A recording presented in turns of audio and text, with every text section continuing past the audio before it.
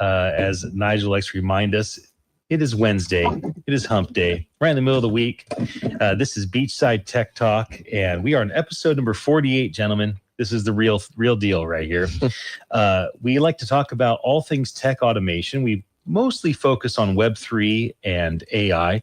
These are big catch-all terms, Web3 and AI. Maybe I'll break it down a little bit today. Today's focus is on business and finance.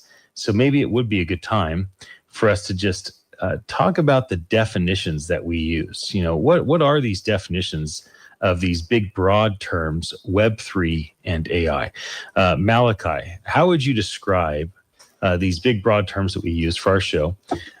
Since we're talking business and finance today, we might as well, just kind of help people understand what are these business finance terms that we have as these kind of catch-all definitions. So why don't you start us off? We'll jump in. When I hear the word Web3, what comes to mind for me is just the concepts of blockchain. And more precisely, to make it easily understandable, I hear Web3, I think of you can own it. The way it is now, you post something on social media, yeah, maybe they give you some money for what you've just given them, but you don't own it. Every post, everything that's ever made, it's completely owned by the people who run the social media platform, not the person who made it. And that's what Web3 completely reverses. That's the main thing I think of when I hear something like Web3. And not just owning it, but the safety that comes along with things like Web3. Now, what I mean by that is the words like blockchain.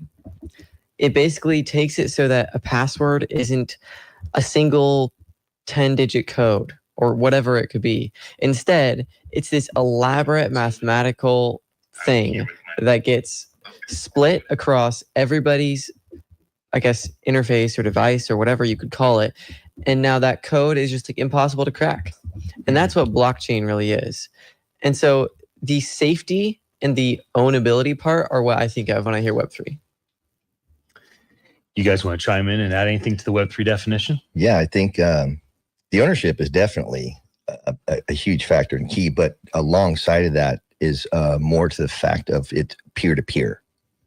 I think that's the icebreaker that actually lets the ownership come on board and kind of saturate and marinate and soak in. Once we understand that we can actually interact monetarily, digitally, in very, very many aspects, just peer-to-peer, one person to two person. And we can, we can even do house transactions peer-to-peer now. They did one in Florida way back at the end of 21. Years ago. That was, it was a little bit ahead of its time. And a little bit misleading because, well, I mean, I'm just saying peer-to-peer. It was done between two guys who knew each other. Yes. So because of that, and then they wouldn't make a big deal of it. 100%. Right? But we buy your house. You want 5 Bitcoin? I'll give you 5 Bitcoin. You give me the house. Hey, let's make a PR stunt out of it. Exactly. Right. But even more to the point that we keep talking about, the trust was there. Right. It was friend to friend, and they said, hey, let's do the 7-figure transaction. And we know each other, so we're going to stand on that principle first and then move forward to a peer-to-peer transaction where kind of still Wild Westy. If one of the guys decided to take off, it's not like they're going to run down, to a local police department or their sheriff station and say, hey, this guy just took my house deed on the blockchain. What would have been the response to that? And that was 3-4 years ago. Guy would be going, you'd get laughed right out of the office and say, come back with, try again. Yes. Another time. But I think the peer-to-peer for Web3 seems to be, in my mind, is going to be the actual hand in glove. Yeah. That will lead to the adoption. That will lead to more Web3 and more metaverse activities and things like that. How about for you, Nigel? Anything you want to add to the definition of Web3? I think the democratizing of information, because unlike Web 2, where everything was one way, you search for something and you pick the best of the answers that was available. no nuance, no challenge, no alternative perspective, no sentiment, no real judgment criteria to better understand what you're looking at, no context. Whereas in Web3, just you think about how we search anything these days in AI. You're getting exactly what you want or what you asked for, not colored with these ads, colored with other sentiment. I mean, there is some of that there, but at least you can challenge it and say, well, what about this? What about that? Be a little bit more specific. How does this fit into it? You don't really get that with Web 2, where you just ask a question and someone SEO'd up a document and this is the best we have to offer. So I think that piece of it is important. And it ties into the blockchain and making information transparent and things like that. I agree with all of you. Those are all good. I've been like expanding the catch-all of how people call Web3. So let me just go over some things that we've mentioned on the show. I did a little, transcription search on how we defined Web3. It's pretty cool that we can do that now. Here's some of the ways that we've talked about it. We've talked about it as decentralization, NFTs, DeFi, crypto, Hashgraph, distributed ledger technology, and blockchain. So let me walk through these because there's lots of people that maybe they've heard of one of these terms, or maybe they've heard of NFT, but they don't know it means non-fungible token. Yeah. Maybe they've heard of decentralized finance, but they don't realize that's what DeFi stands for. Or they've heard of cryptography or cryptocurrency, but they don't really understand the lingo of crypto and how those are the same things. Maybe they've heard of DLT, not distributed ledger technology. So these are all terms that have to do with public ledgers. So decentralization is the process of taking all the power from centralized, like Amazon Web Services, Google Web Services, Microsoft's Azure, IBM has their cloud service, all of them do. And that's centralized. It's all controlled by a big $1 trillion company. Decentralized is to break up that consolidated power and have lots of people's different servers and phones and computers participate in that. Non-fungible token. So Bitcoin would be a fungible token. A US dollar would be a fungible asset, meaning that you could exchange one for the other. For something to be non-fungible means it's not like anything else. So it's like an original painting. Yeah. So a lithograph might be more seen as a fungible. If there's an unlimited lithograph, you make 1,000 posters or 1,000,000 posters. Yeah, each dollar is still just $1. Right. They're all the same. But when you have an NFT, which really is just a digital asset, that's its whole own thing. There's no other exact thing like that. Well, Yes. there kind of is an 1155. Yeah, but those are still unique NFTs. They each are one out of how much ever number they made. There's more than one. Yeah, there's more than one. So there'd be a hybrid, and things have transformed over time in that arena. There's DeFi, so decentralized finance. So if US dollars, yen, euros, and pounds are all centralized finance backed by a centralized government that's backed by, diplomats and a war machine, decentralized finance is usually backed by a community all having faith in Bitcoin, having value, being a good store of value, being a good exchange of value, et cetera. Cryptocurrency, of course, the broader term cryptography. This is all around the different, assets that are used in partnership or in, instead of fiat currency, things like Ether or Solana or others. Hashgraph is more of a fast version of the blockchain. So if blockchain was kind of version 1 that Bitcoin and Ethereum were built upon, Hashgraph is what Hedera built their protocol upon. Can I ask, what's the difference between Bitcoin and Ethereum? Well, Bitcoin is a fully decentralized with no known founder. There's 21 million Bitcoin, and the first people that got involved, they could earn lots and lots and lots of Bitcoin by spinning up their own Bitcoin servers. And over time, people earn less and less and less Bitcoin. Every single time there's a block mined of Bitcoin, basically that dilutes the amount of Bitcoin on the market. And as people lose their keys, lose their wallets and things of that nature, Bitcoin becomes more and more scarce. You have people like Michael Saylor, who has bought 3% of all the Bitcoin in the world under his company strategy. Michael has said that his gift to humanity will be to die with all of his Bitcoin and not give it away, not put it in a trust, not put it in an endowment. He's going to so the way he sees it is, when I die, me, Michael Saylor, I'm going to die with my Bitcoin. It'd be like a pharaoh putting all their gold into their tomb and saying now gold is more valuable because now gold there's less of it because I'm taking some of it. So it doesn't matter what he can do. He's not interested in philanthropy. He's not interested in building more schools or hospitals or feeding people or housing people. He's interested in decentralized money. And he believes that if he dies with 0.1 or 1% of all the Bitcoin in the world, that he's helping all of humanity equally. All the poor, all the wealthy, everyone. Right. He's going to create scarcity in it.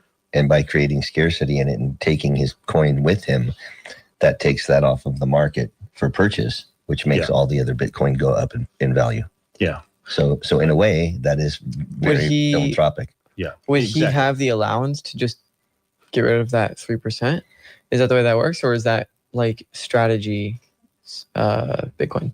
I don't know about his personal ownership, but no, strategy doesn't belong to him. He's the CEO and founder and, key decision maker. So let's transition to AI. I want to define AI for people, and so let me take a first crack at it, and you guys can build upon this. Chatbots are like LLM, large language models. So you'll hear that passed around a lot. ChatGPT, Grok, these are all large language models, meaning they're big, massive machine learning algorithms that have been fed a ton of data that they can basically reiterate to other people. Those are chatbots. Then there's voice tech. So this is Alexa, this is Siri, this is Assistant. Obviously, Grok has their own voice tech feature, as does the others. And then there's neural networks and deep learning. Basically, these things set up to learn on their own. So these are all some of the terms that we've used in the past. And so let me kind of pass it back over to you guys and see if you have any other further insights on how would you define AI? Because as we dive into business and finance today, I do think it's nice for us to kind of redefine things for the audience that have been so kind to give us their attention and listen to us. So, gentlemen, anything you want to add when it comes to how you would define AI for people if you're trying to give a simple explanation? Go ahead, Nigel. Okay, I'll take a stab at it. It is predictive learning based on data, historical data, to produce results in a curated fashion to aid in repetitive tasks. So, for instance, as you type words or letters into your phone on your keyboard, there's only a certain number of words in a particular language that it can be. So when you see the suggested word changing, that is AI in a very basic form. But the broader AI, the chat GPTs and the robotic automations that are included, are just a vastly amount more of data predicting what could happen and then acting on it and giving a result based on that. Well, they're also using the data that keeps coming in. So it's constantly updating itself. It's constantly refocusing itself. That's refocusing itself. That's why in try the same prompts in a month, you'll see you're starting to get a different scope, or they'll actually open up another form of their AI using another chat, or they're offering optics now to where you're able to create imagery and stuff like that. So it's constantly moving. Right. Yeah, it's easy to see the bar move, especially with things like image generators, because you visually can see it get better quality or better at doing what you asked it to do. Like those specifically are things that are getting really, really, it's good to be able to notice how much it's progressing. For sure. the AI is helping so much in automation. Agents are now a new big talk.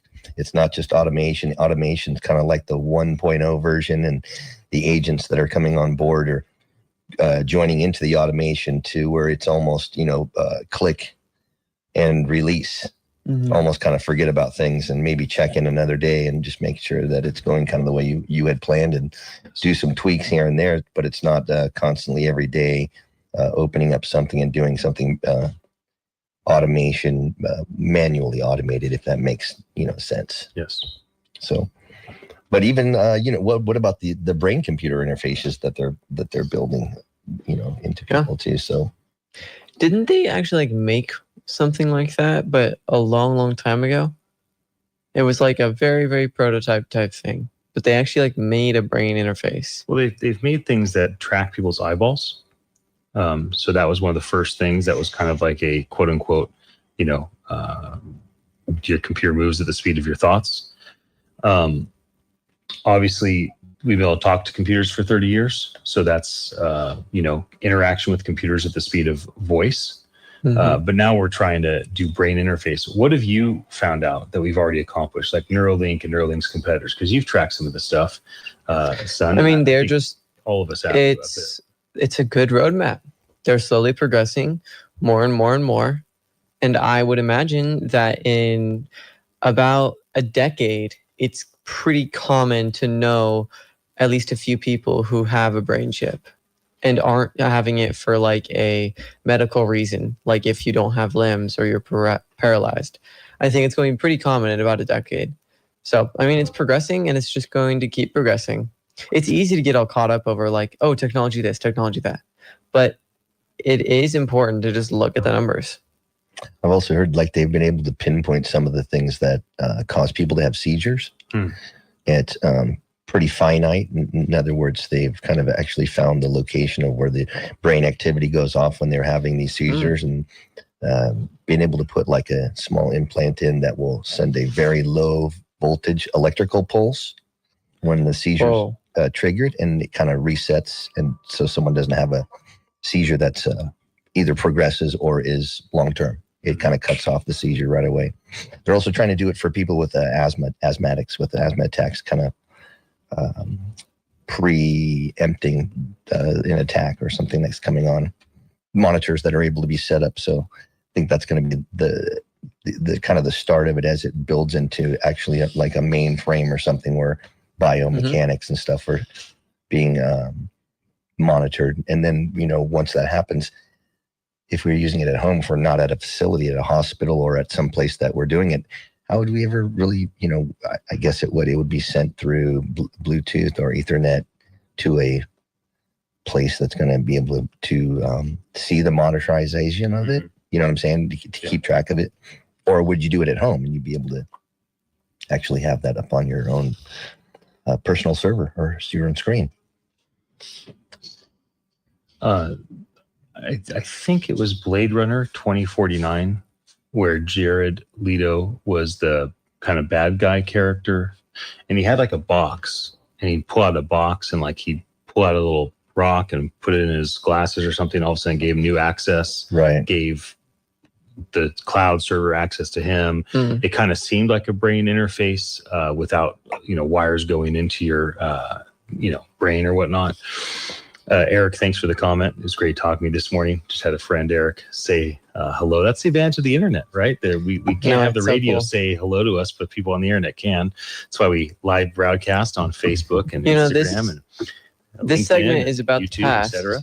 And I was just checking it out this morning about where radio and things like that came from, like the microphones of it specifically.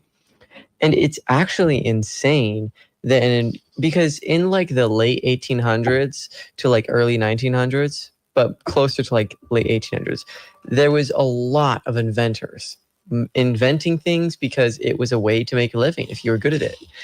People like Thomas Edison, that's one of the common ones you hear, or Alexander Graham Bell, the guy who made the telephone.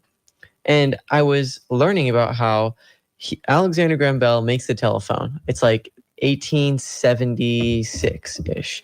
And it works, but the microphone is just awful. It sucks.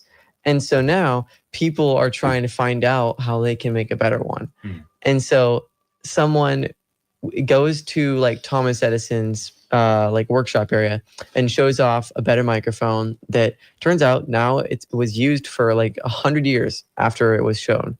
And then the inventors of the day go into like this suing spree where they start suing each other and trying to be like, no, I invented it. No, I invented it. Yeah. And Thomas Edison ends up winning. But basically him and the other guy, Emile Berliner, I think his name, they both ended up they both took credit. And it's interesting the way that inventions can have this sort of effect of rattling throughout the centuries. Something that was made in the late 1800s affected so many other inventions throughout all of the 1900s. And I think that's such an interesting thing. And then to think that if that had happened 2 years later, maybe we wouldn't be here right now. Thank you for joining us here at Beachside Tech Talk, 1340 AM, KOMY, home of Schoolhouse Radio. We'll be back again in just a moment.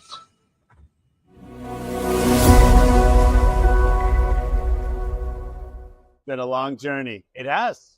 We had the idea for Attention Live. I ran it by you the fall of 2017, and it's gone through many different prototype product iterations. NFTs were even a thing, not to mention NFT NYC. It was, it was before CryptoKitties at least hit. Yeah, they weren't using that term because we were throwing different terms around. Remember, we did our event, Twitter's headquarters, November. The future, what was that event called? Future of blockchain. That was, something like that. And I remember CryptoKitties just hit, and I was fascinated by this concept that you create digital assets that if you brought two together, it would create a new one. I thought this is like a whole other way of seeing blockchain integration, smart contracts, cryptography with tangibility. Yep. Now, you are the chief of ethics at our company, Attention Live. Yes, sir. You know why I think it's important that Attention Live has a chief of ethics with our ambition to have billions of people use our technology. Why do you think it's important for us to have somebody that is leading ethics at our company for the sake of our partners and our clients? I think as Elon Musk just said that, right now with AI, we are creating the world's most powerful tool ever. And we're creating the Gutenberg, we're creating the nuclear bomb that can turn itself on. Right. So I think ethics has always been important. I think now more than ever, it's so important that we embed right in the foundation of this, not just a desire to not do evil, but to do righteous things. Yeah, I love that. When you think about, you have 4 children. Yes, sir. When you think about your kids' generation, what they're walking into, all the automation that's coming, I often say there's only a few things that humans will do in the future. They'll either promote things, they'll create things, they'll teach things. What is the future that our kids are walking into? And how might Attention Live as a technology platform, a decentralized approach for content creators and their communities to flourish, how might that play into the future when I think for about my children? kids, the things they're facing right now, like the challenges facing them are really astronomical. I mean, we know children are facing higher degrees of mental illness than they've ever faced in history. And I think the way we interact with social media is not the driver, but it's a huge piece of that. And everything's changing. So the most important thing they need to learn is how to learn. And we want to empower them. Like the core issue we're solving is ownership of content. And with that becomes privacy. And I think we as adults, it's on us to create a better ecosystem to interact with each other because the current system is so toxic. Yeah. And we are positioning Attention Live to be right at the core of that. Finally, there's been a human experience for millennia of elders blessing people. We're going to be creating video content we're going to create hundreds of video interviews, hundreds of tokens for the speakers here. And you, Ted, are the elder of Attention Live. So why don't we end this by you just blessing the people that watch and listen to all this content? Well, I bless everyone who's watching this content and every creator that's going to be creating this content both today and in the future using our tool. May this be a tool to enrich humanity, to solve the biggest challenges, and to make the world a better place. High five.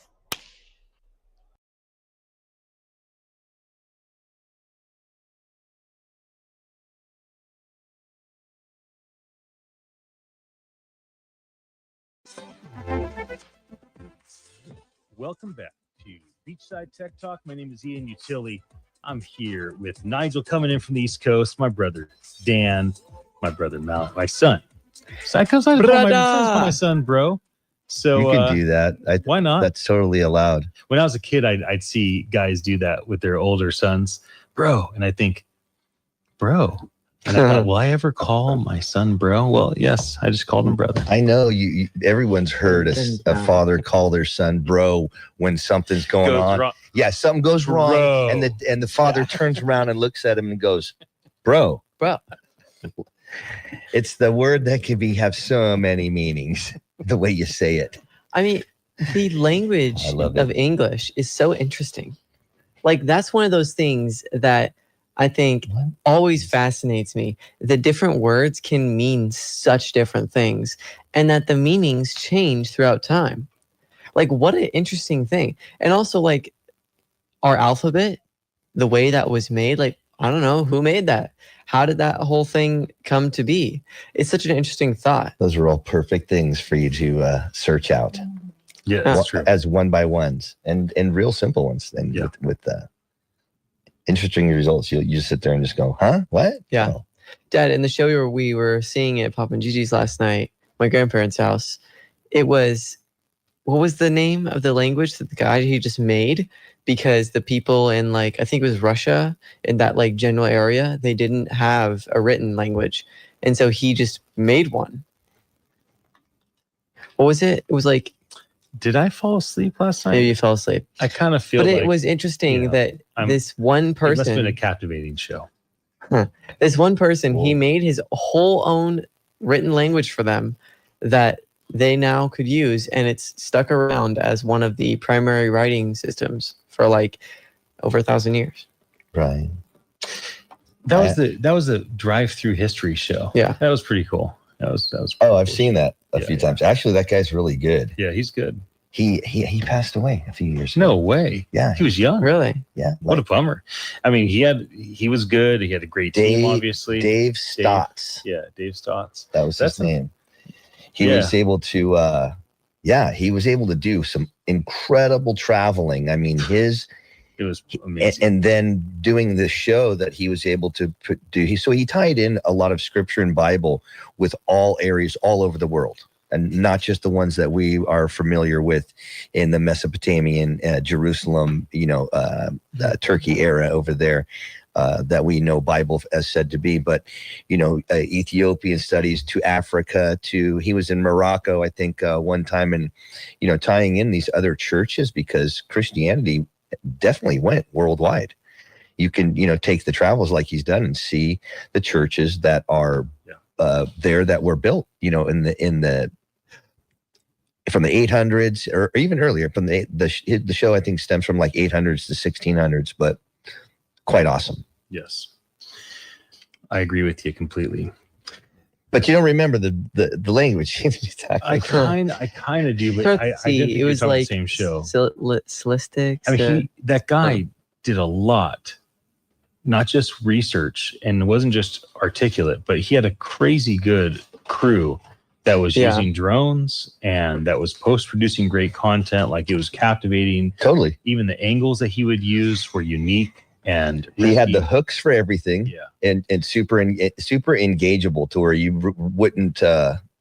Some of the religious stuff I just can tune out of real easily. Mm-hmm. It has to be done fairly well for me to catch my attention, and then the information that comes out also has to be quite gripping and hopefully feeling truthful at the same time. It is super interesting that for these past 100-ish years, we now have this whole new ability for so many different paths to go down as a human. Like, now you can do video editing, or you can make videos and take photos for people. That's a thing that people can do now. Like, what? You just grab someone 200 years ago. They don't really even know what a photo is. Like, are you talking about someone like making a painting? Like, what do you mean? And it's so crazy that we have so many things just like that that never existed throughout all of humanity, and now we get to experience our world with them. This segment, I like to talk a bit about what's happening in the news today, revolving around Web3, and specifically what's happening in the kind of business and finance world. So one big thing that people are looking forward to is maybe the biggest event of the entire year is coming up. Token 2049 happens in Singapore the first week of October. Last year, a guy named Murad did a talk about the meme coin super cycle. I believe his talk has been seen somewhere around 100 million views, which is probably, if not the most well viewed content on Web3. Definitely has to be like top 3, top 5.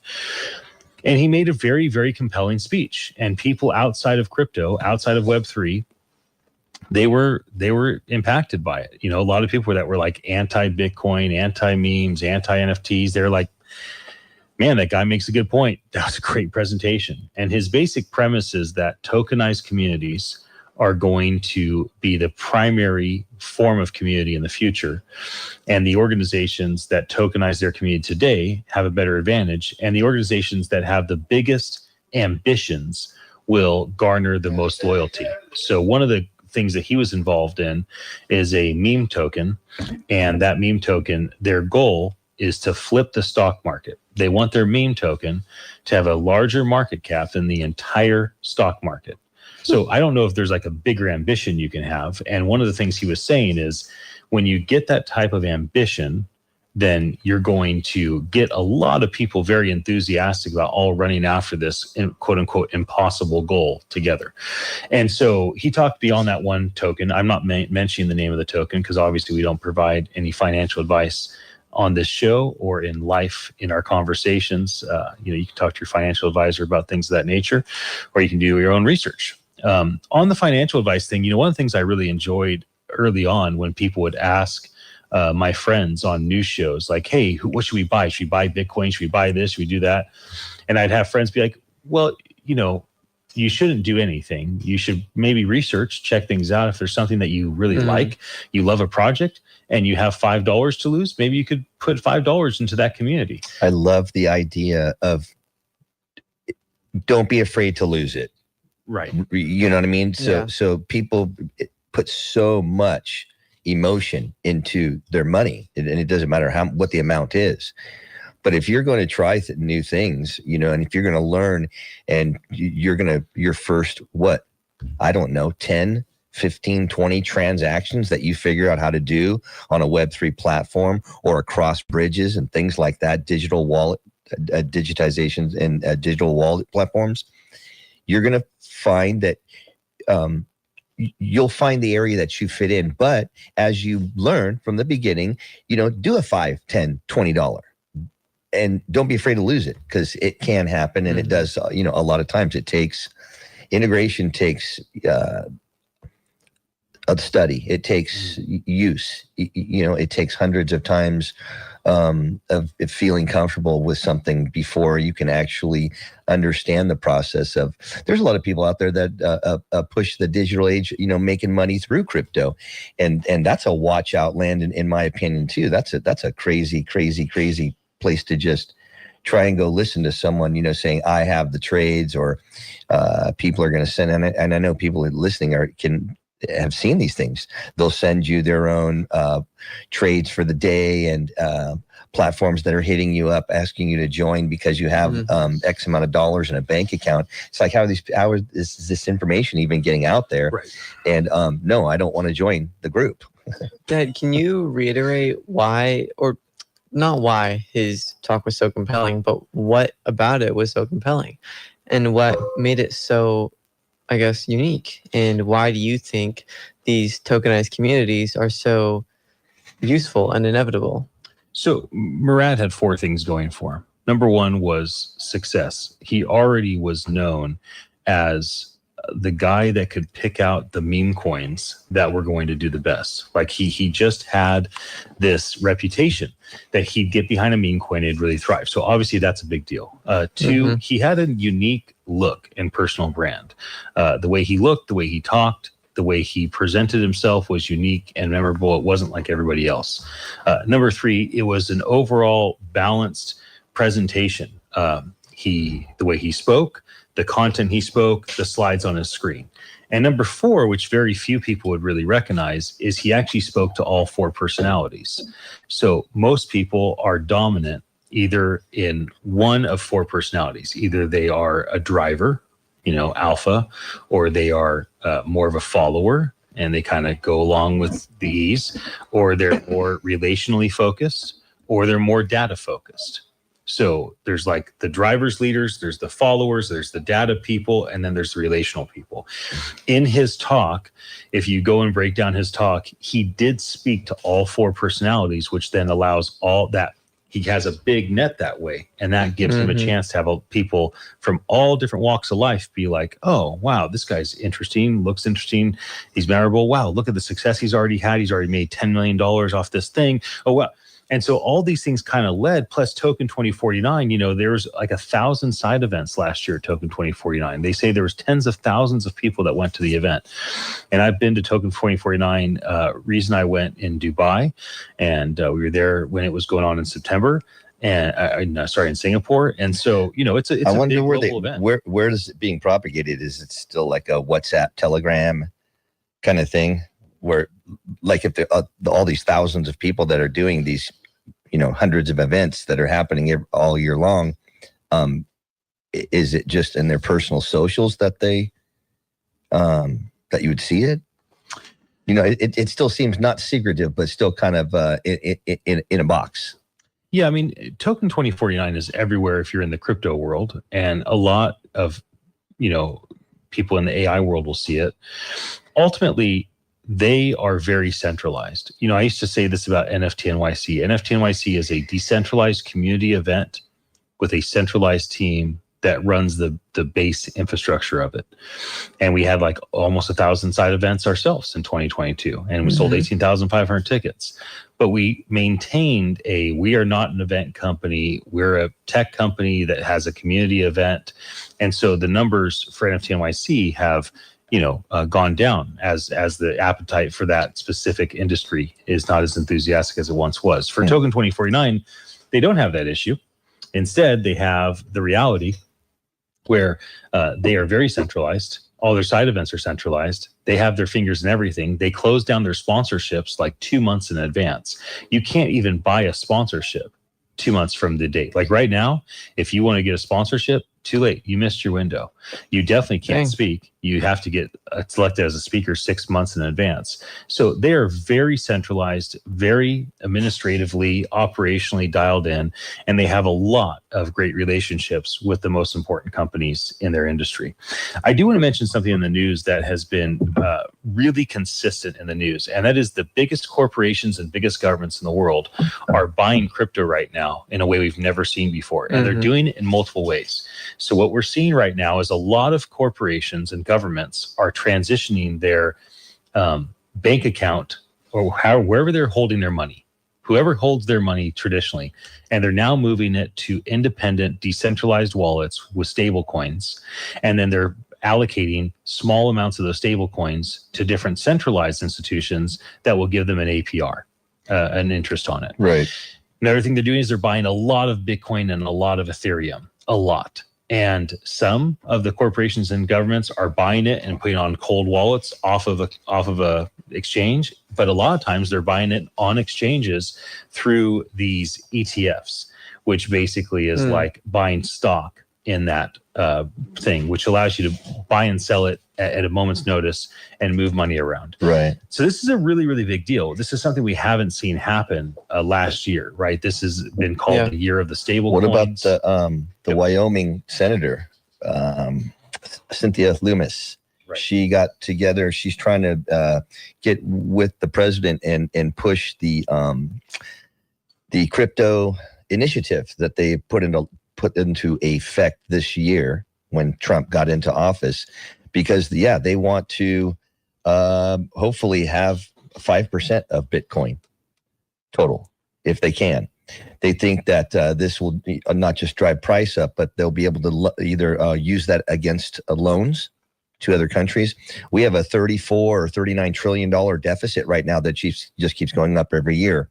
So by using this digital asset that keeps accruing in value every year, and then also by purchasing so much, making it more scarce, increasing the value of it at the purchase, they can utilize that to off dump to other countries as far as loans and things like that, and use that money against the deficit itself. And as the value keeps growing, so never lose the 5%, but utilizing that digital money and making money off of it instead of, and putting that towards and I think that she was saying, like, within 5 years they can get rid of trillions of dollars of deficit, and every year it would continue to grow because the Bitcoin will grow. Yes.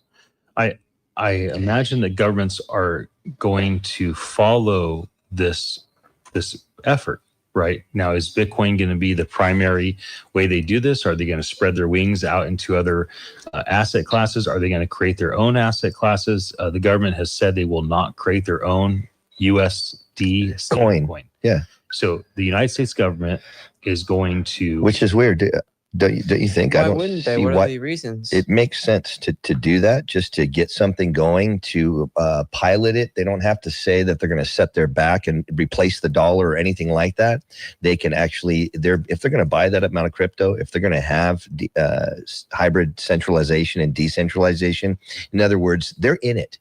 Government is inside the crypto world. They're into the Web3 world. They're using the AI. They're on board with it all. So why not let not just the transparency be known, but why not let that help the growth?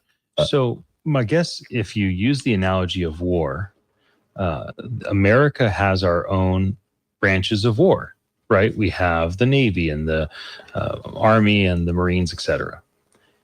But we don't make all of our own ships or weapons. Yeah. No. So we outsource that to many competitors to keep that competitive. We don't want one company making all of our planes or all of our guns or all of our tanks. We have several companies to pull on that are innovating, competing against one another, trying to get our business. So if you take the same thought process by having USDC made by Coinbase, by having USDT made by Tether, and USD ABCDEFG, all the other ones that have been other ones that'll come along, that allows the U.S. government to say it's all about the dollar.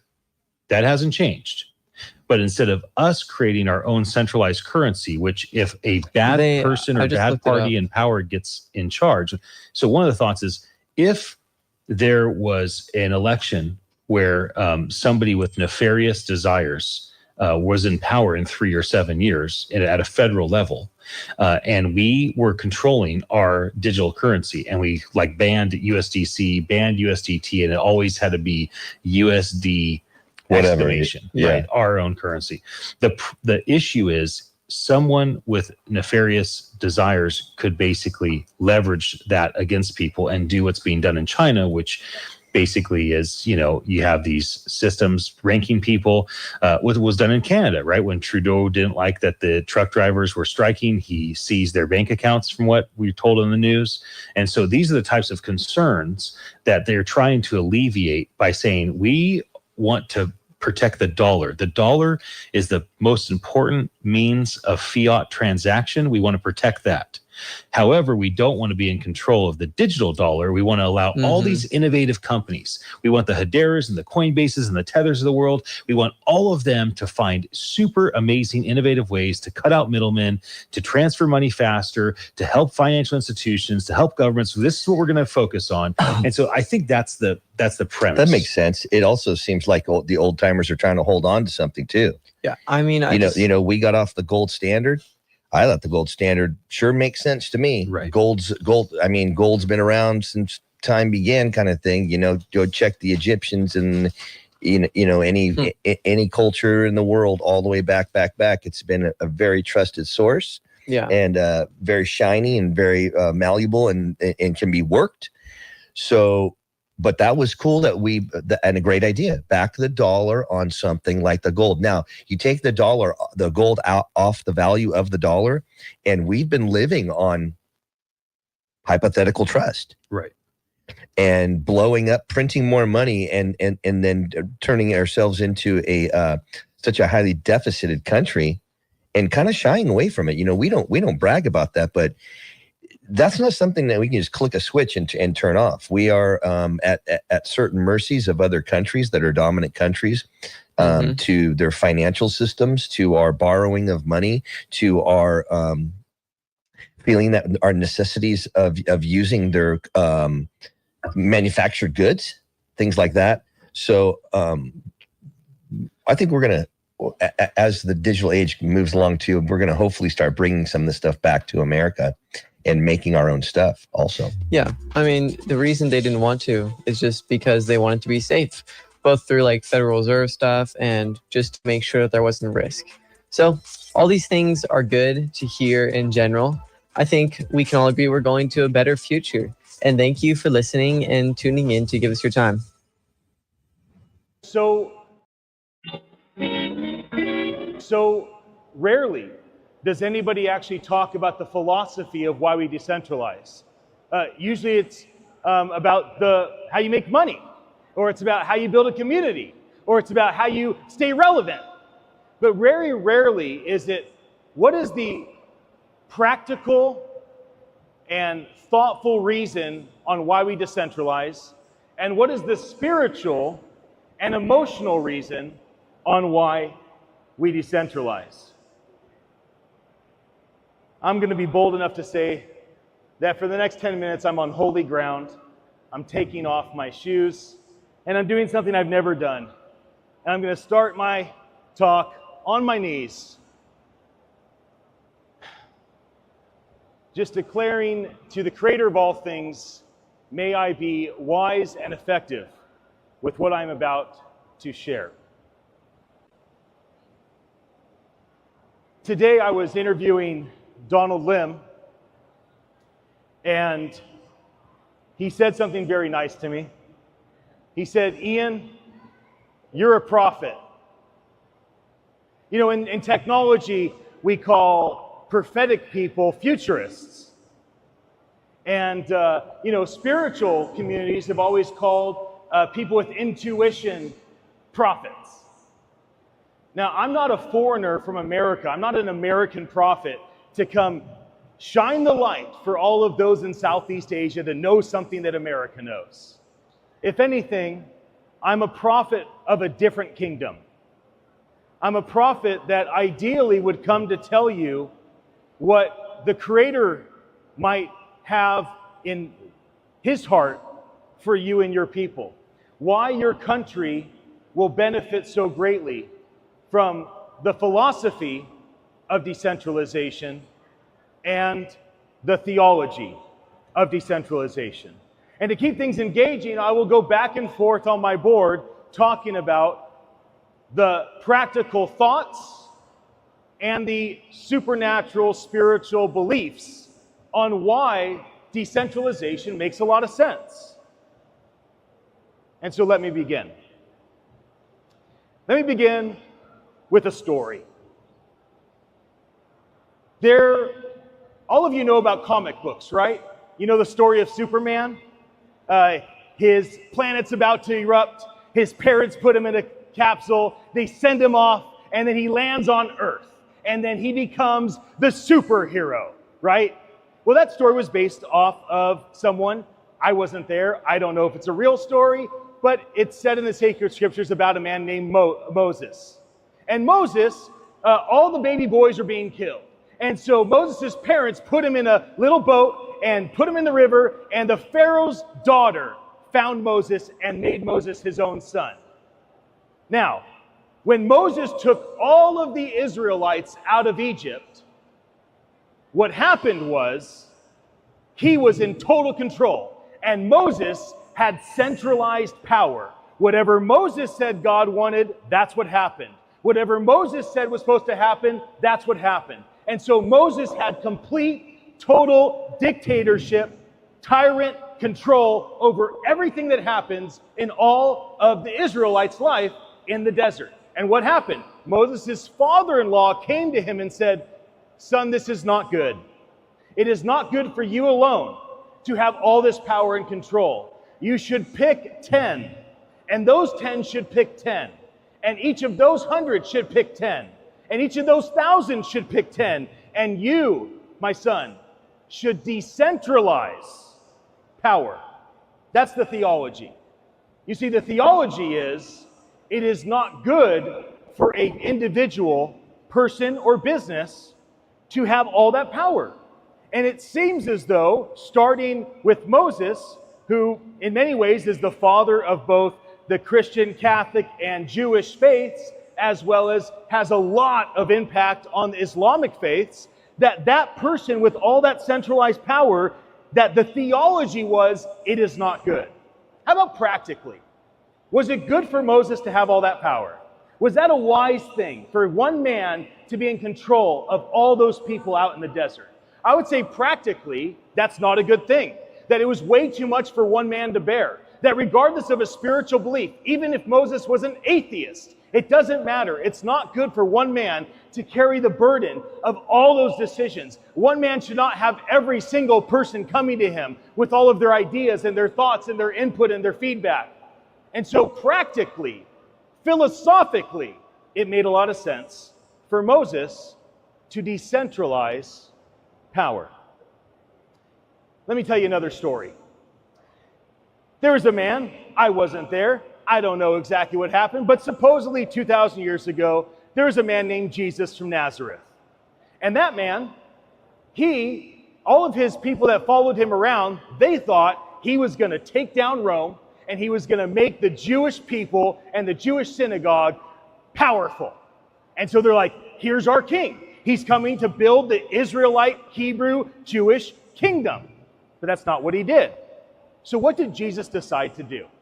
Jesus decided that he would destroy everything that the Jewish people stood for in the synagogue, that he would fight against everything the Romans were doing with the government, and that he would also assault everything that was happening in the business world.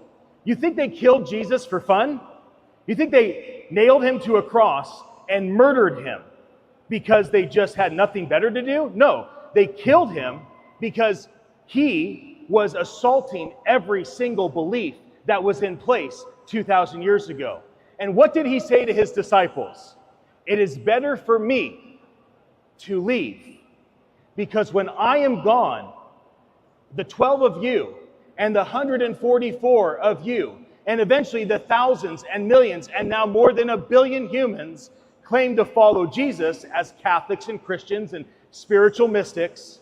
He said, it's better for me to leave, because when I leave, I will decentralize the mantle upon my life. I will take the power and authority I have to do signs and wonders, the power and authority that I have to do miracles, to do healings, to heal both emotionally and physically. And I will give you, my disciples, you, my followers, that power. I will decentralize power from me, and I will give you the power. That's the theology. That's the theology. You see? Now, what's the philosophy? Now, let's just say that Jesus was an atheist, which is kind of weird to even think about. But let's say that Jesus never talked about spiritual things. Why does it practically make sense for the spiritual leader that's made a bigger impact on the entire world? This individual that we know as Jesus of Nazareth never wrote a book, never wrote a song, never built a statue, never did a sculpture, never did a painting, never wrote poetry, never held a political office, never started a business. He was literally a homeless man that had a bunch of people following him around, and he had all that power. Power to raise the dead, power to multiply food. He had all that power. Now, why does it philosophically make sense for that man with all of that power to give the power away to others? You can ask Google or ChatGPT anything you want to know. Moses had nothing. He'd go up in a mountain, wait for this mysterious God to speak to him. Jesus was a homeless man, constantly hungry, constantly thirsty. no internet, no access to the knowledge of the world. You have so much before you. Will you, not all of you, but you right now listening to me, will you make the decision to think about the philosophy and the theology of why decentralization matters? Because if you don't change your family, and if you don't change in your business, the government's not going to do it. It starts with your home. It starts with your corporation. It starts with your university. And if you will not make the change, do not expect the government to do it. The government will follow the people. Be part of the change. That is your opportunity. And I might raise my voice, but I'm not mad at you. I just want to make sure you hear me loud and clear. I believe in you. I believe this country is destined for greatness. I believe in 1,000 years people will talk about this time in this country, about what your generation is about to do. Will you be part of it or not? Because you're welcome to. And I thank you for your attention.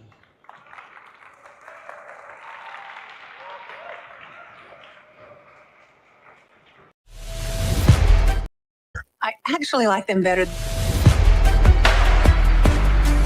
They need a full functioning community.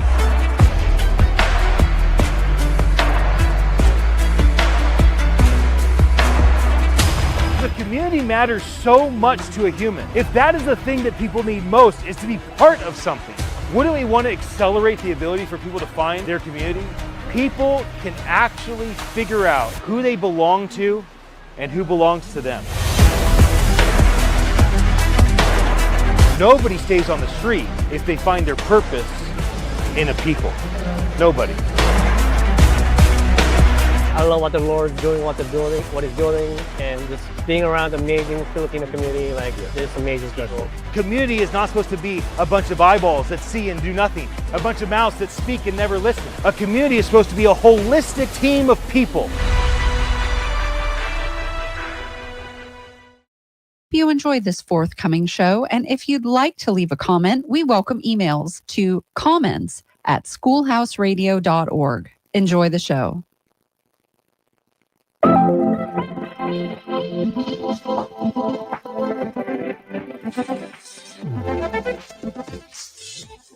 Welcome back to Beachside Tech Talk. My name is Ian Utile. I'm here with Dan, Malachi, Nigel. Yes. Ted's with us in spirit, not physically in the studio or even calling in today, but that's all right. We'll see him in just a moment. He said he had something world-changing to deal with. Good for Ted. Good for Ted. Isn't it cool that we get report also? He said he's here in Santa Cruz. I think he actually might be here at the studio fiddling around on his computer in a meeting or something like that. Ted. I see you. Teddy. I see you. So, friends, we like to start our third segment, this second hour of our program, focused on what's happening in AI in the world today, specific to business and finance. We do try to stick within that realm.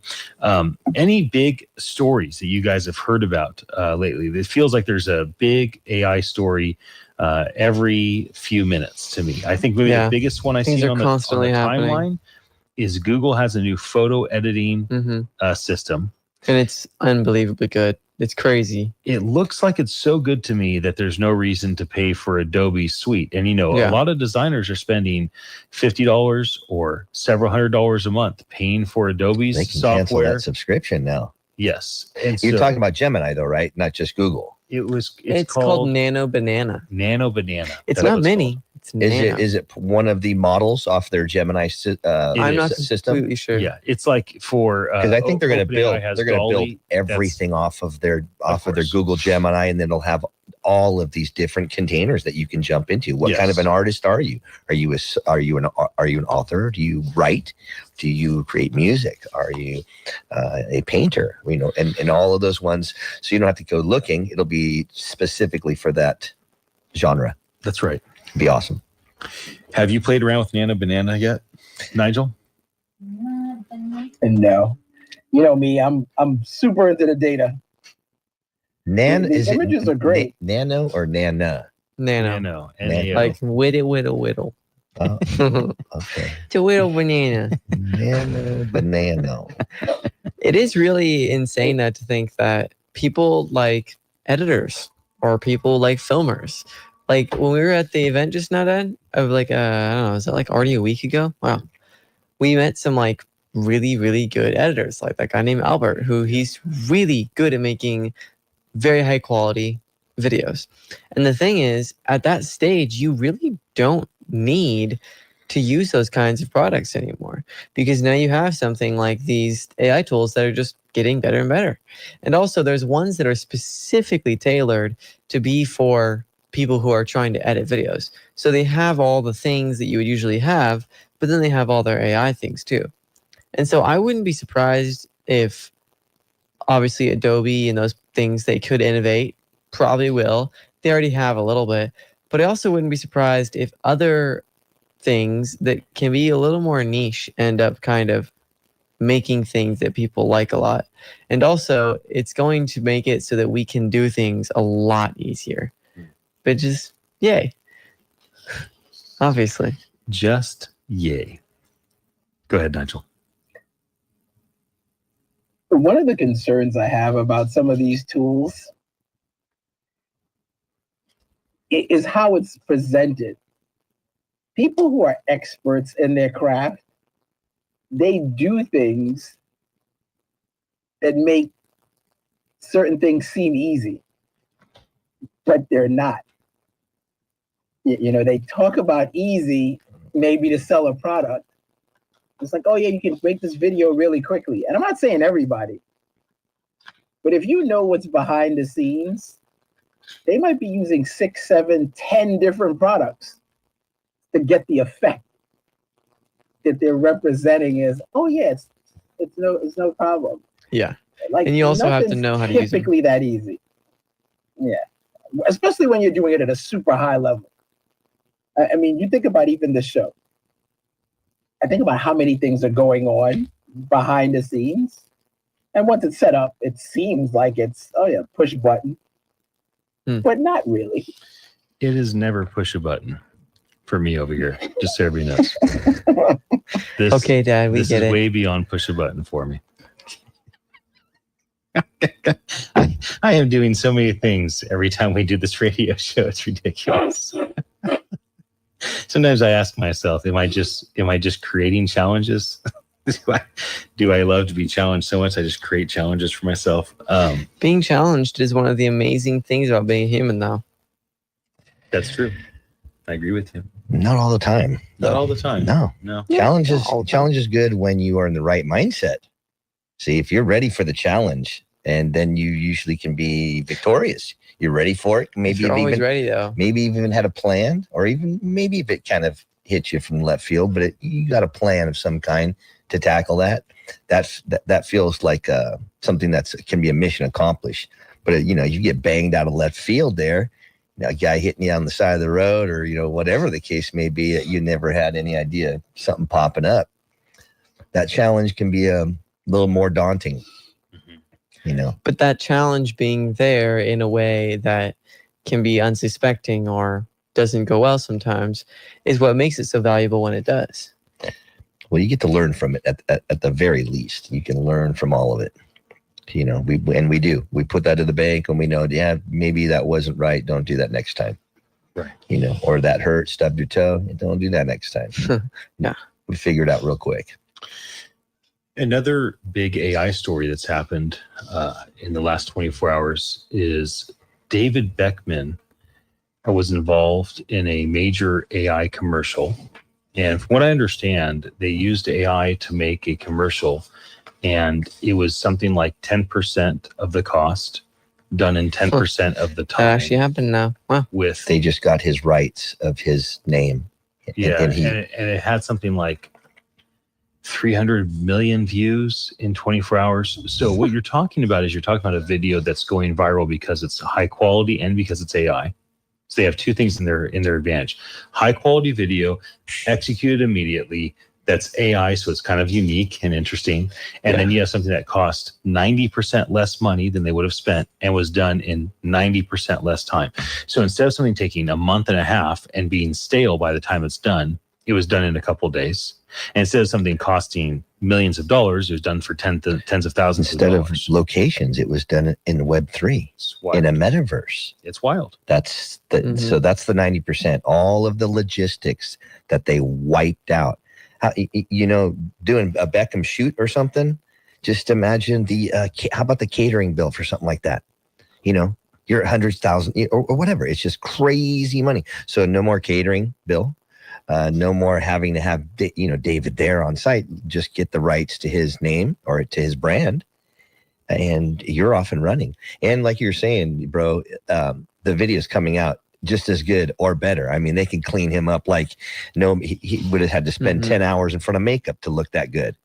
So, he's going to say, yeah, throw 2 more on my 6-pack. Right. I want the 8 today. Right. So. Nigel, I think it gets so good. Give me some love in there. That it just becomes ubiquitous. Because I'm finding that mostly with the way people are presenting, it's almost overproduced. When everybody says the right word at the right time with the perfect cadence, it just starts to be the same. I can't wait for the heavy production in advertisement or something. Decide, you know what? Okay, we don't even want to buy the rights to the people right now. They're figuring out they don't even got to come. They're going to make $10 million or $1 million off of signing their namesake away. So here's what we're going to do. We're going to take all of the supermodels or all of the male models or whatever that have been highly publicized or propagated in the last decade, and we're going to generate all of them together into an AI model of the best of the best of the best. And then we will own the IP on all of that. And we will create new characters. That's right. With AI that'll going to look just as good or better than our supermodels or the people that we follow. We'll still lose we'll still lose that human element, but I think that that avatarism and that it's already there out in that metaverse world, and mixing it in with high-end production, that 4K quality and all that stuff that they're able to do. I don't see why they wouldn't just create more KOLs, more influencers. Well, digitize it. We talked yesterday about the ability. We talked about radio DJing and podcasting as one thing. We talked about it as a modern day education apprenticeship method that's been working for 100 years. And we talked about the ability for us using AI in little things like making the audio sound great. Yeah. And using AI in major things like turning the 4 of us on this program into a AI version of ourselves to have an independent show that runs 24 hours a day. And, you imagine like breaking news, right? Something happens in anywhere around the world, and it's breaking news. And all of a sudden the 4 of us come on live and we tell the world about it because we authorized that. So when it comes to AI across the business and finance world, a lot of the time, what anyone in operations is looking for is, how do I save money and get things done faster? So if AI can help to save money and get things done faster, there's an appetite for it. In the business entrepreneurial world, it's like, hey, how do I do this with less people? How can I do this with just myself or just me and a buddy? Like, how do I do this and not have to have some sort of big entourage everywhere I go that like I'm coming in with all these folks that are part of this? Like, can I just make this happen? Can I at least get it stabilized before I bring people in? And so there's a lot around leveraging AI to try to squeeze more out. Yeah. Any other big things that you guys have seen? I did notice that there was a update that AI, Morgan Stanley just recently said AI could add almost $1 billion in S&P 500 gains. And, if you think about, you implement AI and it makes something 0.0001% better every moment. Well, you calculate those moments together, and over a year, that could be something crazy like $1 trillion impact. It wasn't that long ago that being in Wall Street was important because your telephone line, so having a business that next was to your Wall Street, you had a telephone line that got you access to things a fraction of a second faster than somebody in Illinois. Right. Yeah. So brokers did not set up businesses on the West Coast or in Chicago. No, they set it up on Wall Street in the financial district of New York because it guaranteed. Now we have AIs. Now it's like, hey, whoever has the fastest, best AI with the best machines and the most, consistent, like they're going to win the day when it comes to trading. It certainly has made trading for the individual human. And I mean, I can't imagine what the finance world is going through. When I think about my friends that are financial advisors, bro, they've been able to fractionalize these stocks into hundredths of a second kind of thing, just fractions of seconds to be ahead of it that fast. And then moving on, it's not like a penny stock, but a low commoditized stock and move on that in that speed. And like you're saying, at the end of a day, it accrues very, very quickly. Yes. So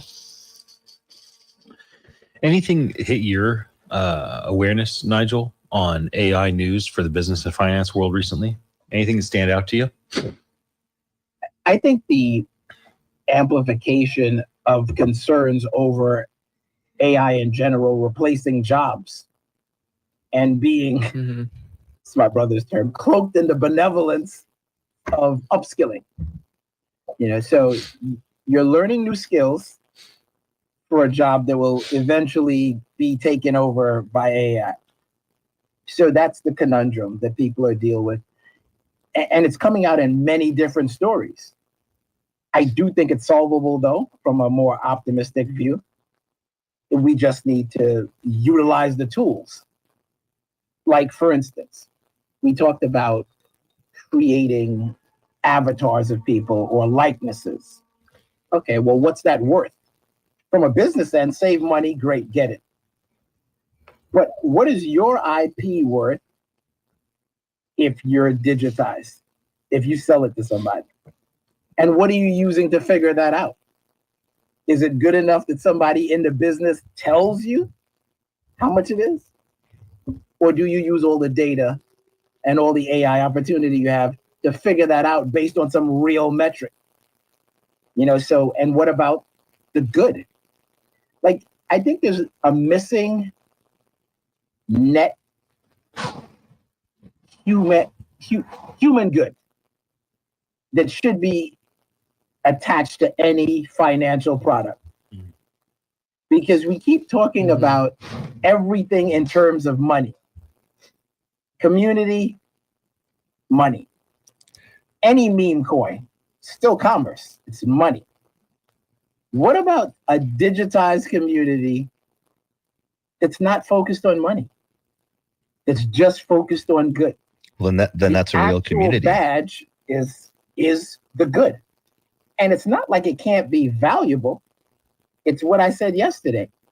It's Ted's 18 years playing basketball with the inmates. It's your 1,000 plus interviews. It's that sort of thing. It's Malachi's expertise at being a 16-year-old. Such an expert 16-year-old. Oh, stop, guys. Truth. Don't sell it short. You're the only one here that age. What do you guys think? I know you've talked a lot about that, how you think that in the future people are going to be creators, consumers, they're going to promote things. But what do you think we should do in this present moment to get ready for that kind of future, or whatever kind of future you see happening? What should we, and I guess more specifically people my age, this younger generation, what should we be preparing ourselves to do? Should we be going to get a college education like everyone else has, or should we try and do something else? I'd be interested in hearing Nigel and Dan's answer to that. I'd get right with myself spiritually first and get focused, grounded in a way. And then after that, I would try to align goals that I have immediately with my best of intentions. So whatever goals that I'm trying to achieve, I want it to align with the intentions that make me feel good, not just it's having fun or, it didn't seem that hard. Maybe you were talking about challenges earlier, Malachi. Having a challenge with something that you are interested in, it turns into being fun. Yeah. So That's very I true. think that's a good beginning point to learn from. Yeah. Mindset matters so much. If you're just going to school because you feel like you have to, it feels way different than if you want to go learn. Nigel, what's your advice to a 16-year-old?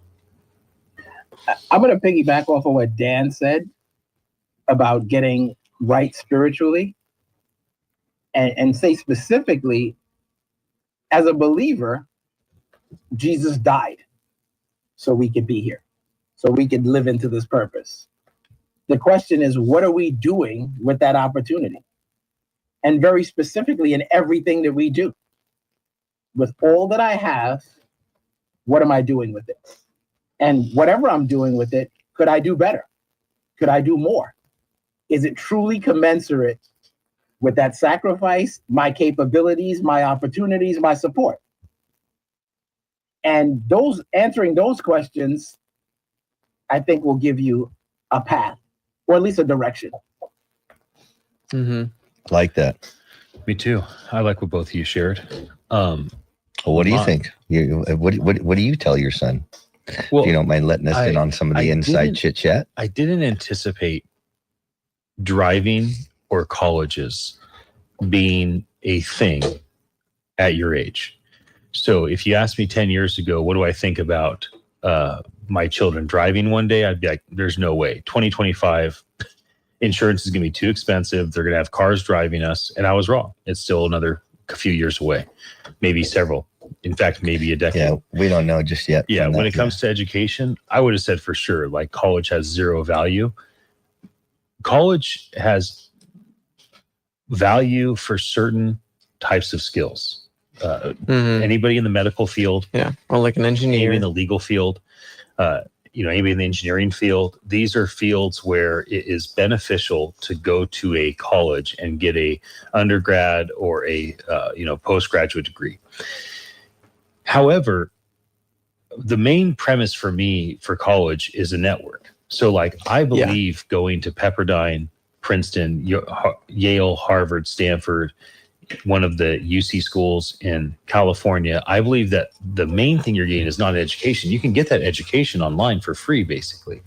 The main thing you're getting is like the network, right? You're part of a community, you're part of a school, you get to spend time with all the other kids that are smart enough to get accepted and have. And you get that structure of a school. Usually in that situation too, one of the crew winds up thriving and being successful. Yes. You find a crew or a group that you get with, and then someone's able to go off into a tangent, and then of course the invite's there to come along. So that's a wonderful thing. Culture, community. They're building it in the school system. Hard to do that when you're online doing it by yourself in a room.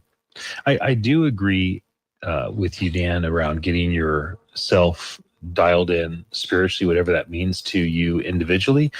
I do think I just wanted to keep it broad for every, I mean, I think that's really sound advice for anybody, but especially a young person, to really go through the motions of trying to figure out who you are, what are you about, what do you believe about yourself, what do you believe about your destiny?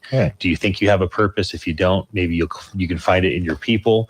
Maybe you got to go find a community to find your destiny become unlocked. You got to go through the rhythms, and part of that is a spiritual pursuit. And we always got to remember that golden rule that everybody knows, that you want to call it golden rule. You want to call it one of the commandments. It's the easiest one to connect with. How would you like that if someone treated you that way? Right. Is that, and we put these veils up on ourselves to, we see someone bad acting or doing a bad thing, and we're kind of easy to criticize that. But if we catch ourselves doing it, we go, we try to just, I did that because I felt like that. We give reasons for why we did that bad behavior. But we're humans. Yeah. Being a human is so interesting. Yeah. But the grounded spiritually, it's a good base level foundation, and I'm pushing it on to the thing to treat others how you want to be treated. That's the one we can all, I think, agree on. What makes you feel good, and when someone says or does something to you or looks at you a certain way, well, try that for the day. See what kind of reaction that you get, and you're going to start understanding. There's some unseen connective tissue there that is really. That's your approach. And that's your first, your first one-off, and you don't get a lot of those too. So your approach is very important, and meeting someone for the first time is very important. So, give it your best, and think of it like how you would want to be treated. Nigel, get yourself some tools, or around people that have tools that you could use. What kind, Nigel? Are you talking about chainsaws or any? Yeah, knives? well, maybe. Learn how to fix a toilet. Hammer a roof or work on a server. I am noticing because I know that when I was coming up, the trades have are coming making a comeback. Yeah. Because like electricians, if they go through the apprenticeship program, which is like a 4-year program, they're starting out at almost $100 an hour right now, $91 an hour over in the Silicon Valley, and even in places here in Monterey and Santa Cruz. So electricians and plumbers and HVACs, carpenters, and all of the trades are going to be a long time away before any type of automation and robot is going to be able to fulfill on-site tasks. We do have warehouses and things that I think that they'll be able to put together, maybe boxes and things like that, but still out there needed. Good industry to get into. No doubt about it. We'll be back again for our last segment of the day here at Beachside Tech Talk. We're talking Web3 and AI in the business and finance industries.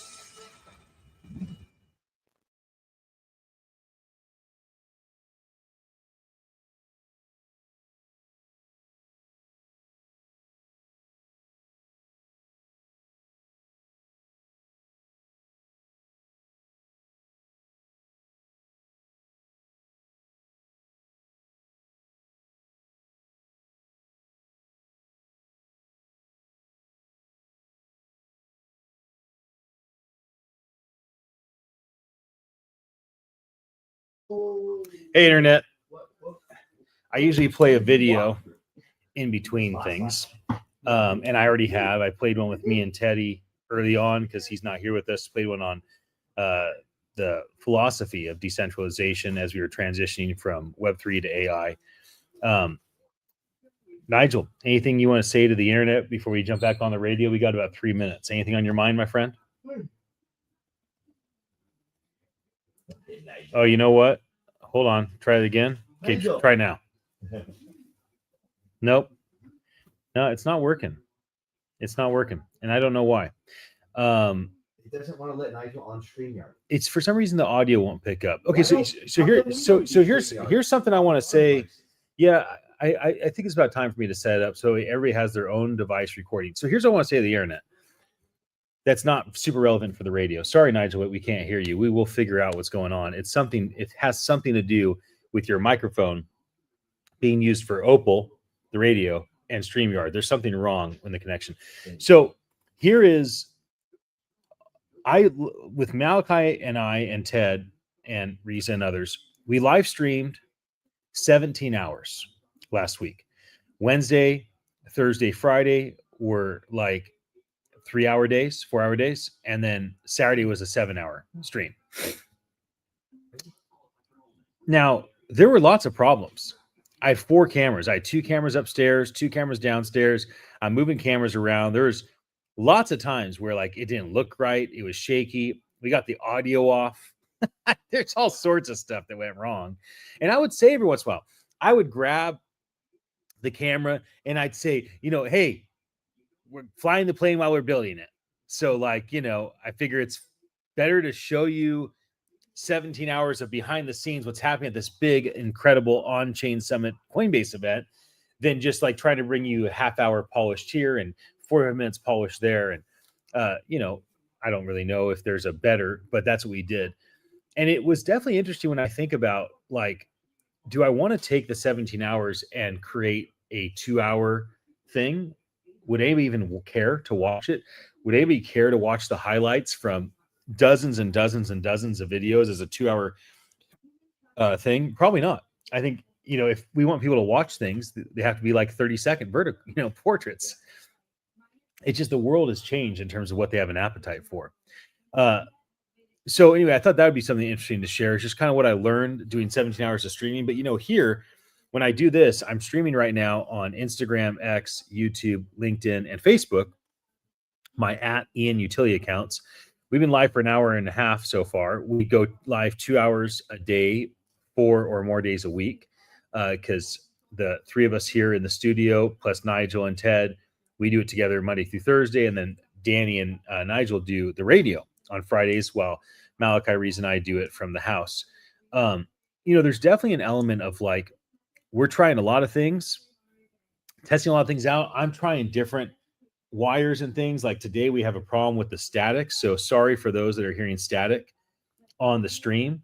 It's because there's something wrong with the wiring out of the box. We're going to jump back into the show. But, part of it is just like, part of what you're experiencing in these early episodes is watching us kind of put this system together. Okay, we're going to get going again. You don't want to do that. Welcome back to Beachside Tech Talk. My name is Ian. I'm here with my son Malachi. I hope you all feel welcomed. And Nigel. We got a full house. There's so many people buzzing around all the studios right now. Yeah. It is wonderfully part of local live radio here at 1340 AM KOMY. It sure is. I think that this has to be one of the coolest stations around too. They have a lagoon. You could almost throw a rock and hit the Pacific Ocean from right here at the back door. Dude, you'd have to when be your like shoulders a are feeling good to throw that. I could probably do it. You could probably do it. It's just all I got to do is throw it over one what road if you right there. skipped it off the lagoon? That could happen. That's pretty sick. That could definitely happen. I bet you people have been skipping rocks for thousands and thousands of years. Oh man, there's nothing like a really good skip. Dude, nothing like it. When you get a rock to skip like over a dozen times, you get one that just goes the distance and it just keeps skipping. That's a feeling. Right. Oh, yeah. That's a feeling. I agree. There's a lot of natural primal things that are so desirable to humans that technology is never ever going to impact. So something I want to switch it up to today, we usually talk about the future, how Web3 and AI will impact the future around an industry, business, finance. I wanted to switch up our conversation today. I want to go the opposite direction. What I want to talk with you guys about is what part of business and finance do we believe will not be impacted by advanced technologies because it's human, because it's primal. Malachi mentioned on our last segment, he said, hey, Dad, you always talk about in the future, people will promote, they will learn, they will teach, they will create. And these are, in my opinion, the primary things that people will do. They'll be artists, teachers, students, and the ones that want to really, really make a big impact, make a lot of money, they'll be promoters. I think of Steve Jobs. What does that mean by a promoter? I think of Steve Jobs as a promoter. Steve Jobs was the front man. One of the best. He's the front man for everything that Apple was creating. I love how him and Woz got together in the garage, and then I forget who he talked to first, and the deal was me and my partner have built a small motherboard, right? A small chipboard, and it can do these simple computations. Yeah. And I think HP Hewlett Packard purchased it, and they gave him $7,000. So Jobs gets the $7,000 check, and he tells Woz, "Yeah, dude, look, they gave us $700. Here's $350 for you, and here's $350 for me." And that was his first integration nut on the business world, as far as how he dealt with Apple in a way. And I don't want to put that on him in a bad light. It was very savvy. There's a story about one of the great entrepreneurs of our local area. He founded multiple 9-figure companies. I'm not actually sure if I'm allowed to share this story publicly, so I guess I won't say his name, but it was one of his first big companies that was a big competitor to Microsoft, and it was early on. So this is like he's just getting started, right? Imagine him in his 20s or 30s, and he brings over one of his big clients, and the prospect walks in the door with one of his employees, who's a good friend of mine, and so my mentor's in the room with the CEO, and the prospect walks in. And on a piece of paper, before whiteboards were super popular, there's chalkboards and there was paper and drawing. Yeah. And the prospect walks in, And he goes over, he's like, oh, so wait, hold on. And he covers up, and it had like all the prospects' competitors and what he was doing for them. And the prospect's like, whatever it takes. Like, you just tell me whatever it takes. Like, I want the exclusive. I want to work with you guys. So the whole thing was created, was fake. Now, I've thought about this a lot in my life. Whoa. You know, he got the prospect. From what I understand, the prospect was happy, stuck with him a long time. And so he used a deceptive tactic to persuade the prospect to become a client by basically not saying outright lies, but giving the impression that he was already deep in negotiations with the prospect's competitors. So he basically deceived the prospect to get the prospect to come forward, which happens a lot in sales. He had to live, kind of bummer. He had to live in that deception too, all the way through, until it either made or break. It was either a make or break situation. Yes. And so it's interesting because I do think like that's an example of something that's very primal, very human. I don't expect advanced technologies to become more and more and more deceptive over time. I expect them to become more and more and more trustworthy over time. Why do you think that would happen? What thing? They would become more and more trustworthy instead of deceptive. I think we'll have a lot of things that are tied to public ledgers that there's anchors of truth. So you think it's solely because of Web3 that's going to cause AI to not go down a deceptive path? Well, mostly from consequences. So I think there'll be truthfulness will be prioritized because of the consequences of dishonesty. So my expectation is that the consequences for AI being dishonest to people, institutions, governments will become a penalty, a fee. And that will be so great that it will be baked into the system that no matter what, you must tell the truth. Mm-hmm. So I believe that some of the creative ways that we go about communicating to one another is one example of something that won't change in business and finance. I do not expect a AI agent to start up a company in 10 or 20 years and use deception to accomplish their goals. First of all, I imagine that it will be regulated, that it won't be a possibility. I don't believe that deception is good. You know, I think of manipulation as a muscle that can be used for deception or for persuasion. And usually we try to persuade people to do what's in their best interest, and we try to deceive people to persuade them to do what's in our best interest. So I think of manipulation as the ability to get people to do things. Deception is what you do to try to get people to do what's best for you, not for them. And persuasion is what you try to do what's best for them, maybe mutually. That's the better of the three. Yes. I mean, think about the three words you just said, you know, to manipulate or deceive or persuade. Right.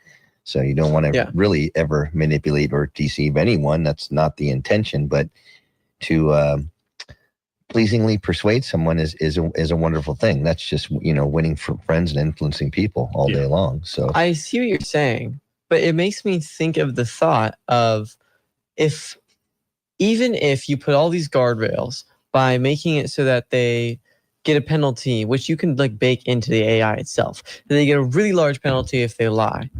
One question is why haven't they done that yet? And then also, the data they're taking from is humans. Humans are primal. Humans are manipulative. Humans are deceptive. And so now you have this question of how can we just completely avoid that? We do have this unique aspect in which we can bake into the AI's core system that it gets a large penalty when it's trained, when it does something that's deceptive, which is obviously true and you could do. But then it brings the question of why haven't they done it yet? I kind of want to see what Nigel has to say about this because you do know a lot more about these kinds of things than I do. Well, real quick, 1 second. I just wanted, let's say you're selling lollipops and or pick an item that it is. And is it right it's not right to manipulate someone to buy it. It's not right to deceive them. But if you persuade them to buy it, was that just a nice way of manipulating or deception behind it? So, you know, people can frame things really weird ways sometimes. So I think, okay, let me put it this way, then we'll hand it to you, Nigel. So I think of manipulation as like a muscle. Okay, so like manipulation is like the muscle of getting people to do something. I think of persuasion as using that muscle to protect the innocent. And I think of deception as using that muscle to hurt.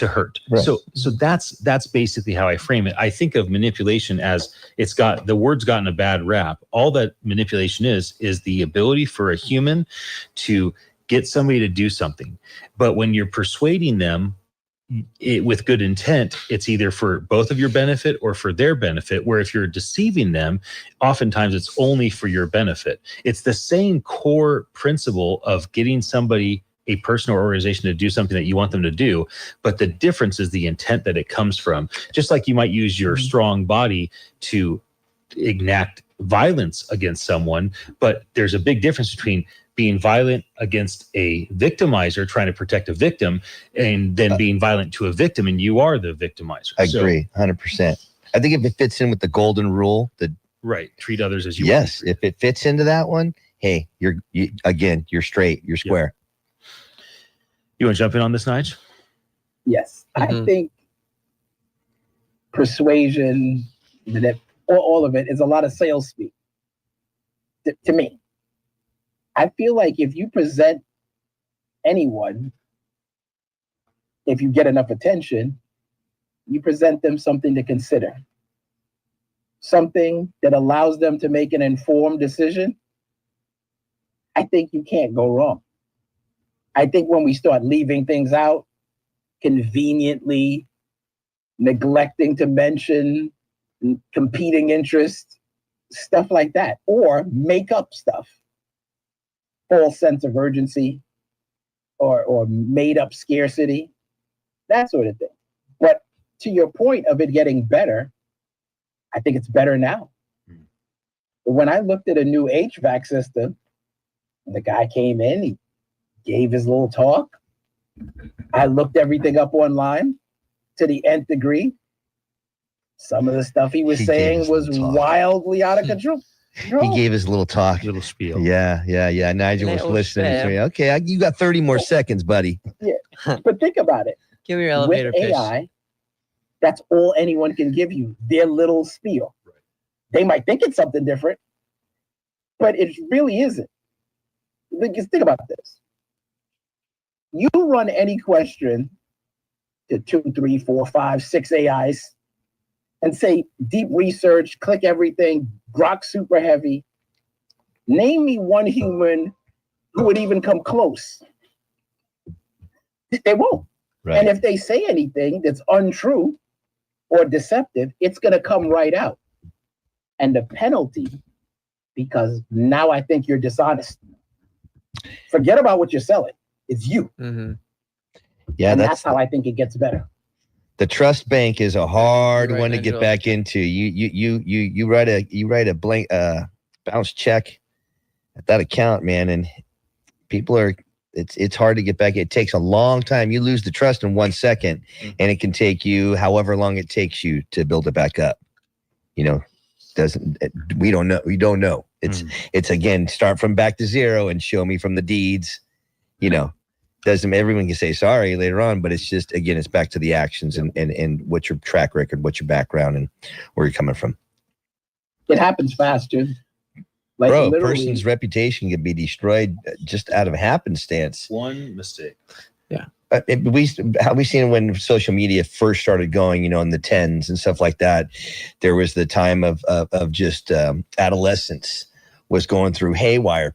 Young kids just brutalizing themselves over the social media bash and bullying and things like that happened. That there was a couple of years there for a moment when social media really became prolific in life, that the adolescent age was really taking it hard for, you'd see something that someone said about you and it you'd losing sleep over it at the least, you having a bad day over it, or at the least. And so glad we got out of that kind of thing. That was an era that we bounced out of. It's so weird how humans tend to fall into these unique traps, like whatever the social media thing that happened digitally. That's what I mean with the social and stuff. Yeah, just that being a human living this kind of life is so unique. But I think that when you look at the way that things can go wrong or the way that things go right, we can say that that digital bad thing that just happened that you were just explaining, there's something that happened 1,000 years ago that was the same type of bad, but it wasn't digital. Instead, it was something else. And so, as the saying goes, that just learn from the history that happens. And so I hope that when AI is taking in these things, that it listens to the thing Nigel just said, where it fully understands that it is actually better to be more trustworthy, and that it's able to understand why that works. Because if you make it so that a kid's motive is to learn because learning is awesome, then they're going to love school and they're going to want to go to school. If you tell them that you have to go to school, then it becomes a way different question. And so I totally agree with you, Nigel, on that point. Hopefully they got a good home life too. Can't say enough for all the good parents that are out there doing their job, raising their kid as best as they can. And at base level, just providing yourself being there and actually earning the title. And don't ever forget that part. It's a title of mom or dad. That is a title that's well earned before it's deserved or given. So go ahead, Nigel. I think I want to say one last thing about as we look at all this predictive information and historical information. It's a reminder that we live in a distracted world with short attention spans. So whatever we do that's good, we should think about it as an active practice. So reminding once may not be nearly enough. We need to keep it in front of us so that we keep reinforcing, reperforming the behavior. I think that's a key factor because we have a lot of information. For sure. Malachi, you had asked me, what do I think a young person should do with their time? What type of skills should they learn? And we're now talking about what areas of business and finance next year, next 10 years and beyond will not likely be impacted by AI and Web3, and what are still skill sets that are needed. Obviously, it's easy to lean on things that are physical, expecting robots not to take those jobs, at least not anytime soon. It's easy to lean on things that are oriented around promotion, sales, customer service, especially anything that's face-to-face, or anything that's even a phone call. Phone calls have gotten pretty good through chatbots, obviously the chatbot windows, but people do often want to speak with somebody that's a real person. I think certain elements of teaching, is not going to be replaced. Obviously, there's a certain element that apprenticeship, the apprenticeship that we talk about, that's going to be something that will be desired. In my mind, I don't care how long, go thousands of years out. The only time I can imagine a human wanting to spend time with a digital entity more than another human is when, I'm trying to figure out how I want to put it, when they want to be organic. I guess that's the best way to put it. You don't know what you're going to get when you're talking organic with your other human. And so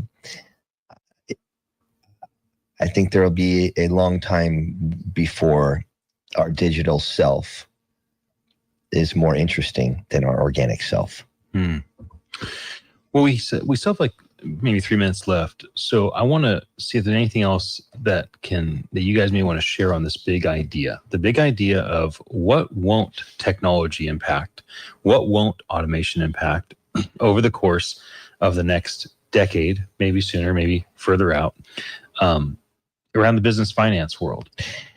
It won't impact our population of humans. No, it definitely will. How so? Because some people are going to have that, they're going to be satisfied in a relationship type of way by something like a robot. Oh, wait, no. You think it will negatively impact? I don't think it's going to be as big as some people might say. I was just saying robots aren't going to be able to generate a human. No, definitely not. So that's one thing that robots won't be able to do is generate an organic human being. Hopefully we'll always be in control of the system. We've always people still want to be parents though.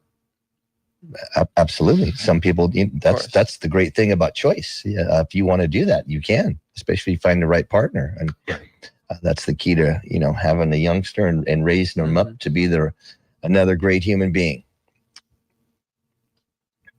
What do I you think the Nigel? value of humans is going up with Yeah. every advancement of AI. I heard Gary Vee say this thing that in years from now, people are going to be paying other humans just to walk with them because we've kind of gone away from that. I can see that. There's a movie coming out. The premise is that someone makes a living by being somebody's friend. I was just going to say, you pay someone to be your friend and only talk to you the way that you want to be told, and only ask you the great things, and never chastise, or it's just nothing but positivity being fed in from an AI system or robot system, a best friend, a best buddy kind of thing. Yeah, you look to at cheer you up all the time. Yeah, you look at things like Blade Runner 2049. They did a pretty good job of the idea of like a humanoid robot AI thing. There's been some pretty good stuff done around companionship through AI robots, like future projection. A lot of this stuff is very dystopic, honestly, and a lot of stuff is very unlikely, honestly. But I do think that data will change people's perspective, and I do think that the more data we have, the more knowledge we'll have to make good decisions. I certainly appreciate all the data that the three of you share with me here during our show at Beachside Tech Talk. Thank you for your data, everybody. That's right. We'll be back again tomorrow. Thanks for joining us. Have a great day.